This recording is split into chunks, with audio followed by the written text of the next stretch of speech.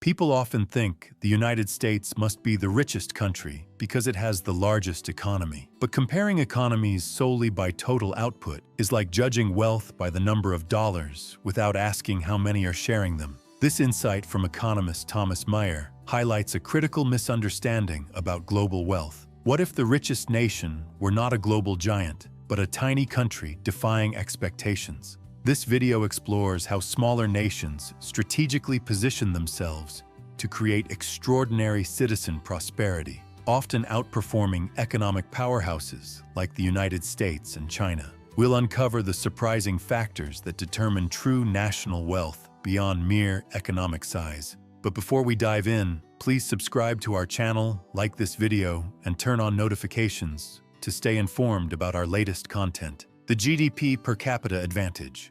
While the United States leads the world with a massive economy exceeding $25 trillion, it sits at just 10th place in GDP per capita. This stark contrast between economic size and individual prosperity reveals an essential truth about measuring national wealth. Total GDP measures all economic output within a country's borders, favoring nations with large populations and extensive industrial capacity. GDP per capita transforms our understanding by dividing economic output by population, answering how much economic value is theoretically available per person. This calculation explains why smaller nations often outperform economic giants in terms of individual prosperity. Imagine two families, one with a single luxury car and another with 10 modest vehicles. If the first family has just one member while the second has 20 people, the per-person transportation benefit differs dramatically despite the second family owning more cars overall. Consider the numbers. Luxembourg's GDP per capita stands at an impressive $154,910 compared to the United States at $89,680, a difference of nearly $65,000 per person. China, despite having the world's second-largest economy, falls even further behind on a per capita basis. Visualized graphically, for every dollar of economic output available to an average American, a Luxembourg resident has access to nearly $1.73. This disparity stems partly from basic mathematics. Luxembourg's relatively tiny population of approximately 675,000 creates an inherent advantage in per capita calculations. With a robust financial sector generating substantial economic output, that wealth gets divided among fewer citizens. The United States and China must distribute their economic output across hundreds of millions of people, diluting the per capita effect. A small town with one major industry employing most residents might generate significant wealth per person, while a massive city with diverse industries could produce more total wealth but less per individual due to its larger population. This population factor explains why several small nations consistently top global wealth rankings. The GDP per capita metric correlates strongly with real-life quality indicators. Countries ranking highest in these measurements typically demonstrate better healthcare outcomes, higher education levels, lower poverty rates, and stronger social safety nets, creating environments where people generally enjoy higher living standards. However, GDP per capita has significant limitations. It presents an average that masks wealth distribution issues. A country could have an impressive per capita figure, while most wealth remains concentrated among a small elite. Purchasing power parity presents another consideration. Think of this as comparing apples to oranges when spending power differs across borders. A dollar in Luxembourg buys different amounts of goods and services than a dollar in the United States or China. Without PPP adjustments, figures may not accurately reflect actual living standards. Tax havens add further complications. When countries like Luxembourg attract substantial foreign capital through favorable tax policies, their GDP figures may become artificially inflated without necessarily improving conditions for average citizens. Despite these limitations, GDP per capita provides a more accurate measure of a nation's wealth than total GDP alone.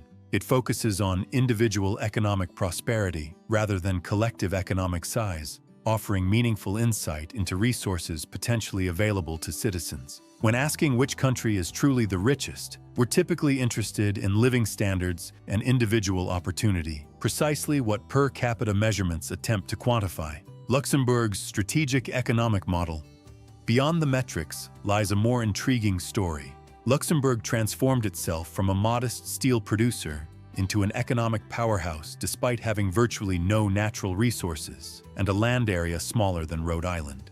This tiny European nation, which you could traverse in under an hour, has engineered an economic model that generates wealth at levels that dwarf most developed nations. Luxembourg's geographical context makes its achievements remarkable. Nestled between France, Germany, and Belgium, this landlocked microstate spans just 998 square miles, smaller than many major cities.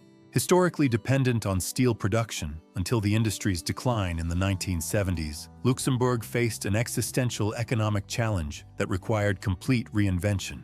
From steel mills to banking towers, like a phoenix rising from the industrial ashes, Luxembourg turned potential limitations into strategic advantages. Its Central European location became a cornerstone of its economic strategy.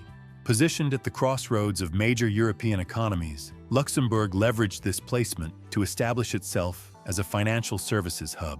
Walking through Luxembourg City today, gleaming bank headquarters have replaced the smokestacks that once dominated the landscape. Where steelworkers once toiled, financial analysts now manage billions in assets within elegant glass towers that reflect both the sky and the country's soaring ambitions. The transformation unfolded through deliberate policy choices. Luxembourg implemented regulatory frameworks specifically designed to appeal to banking operations, investment funds, and multinational corporate headquarters. These policies created a fertile environment for financial services, establishing Luxembourg as a preferred destination for wealth management throughout Europe.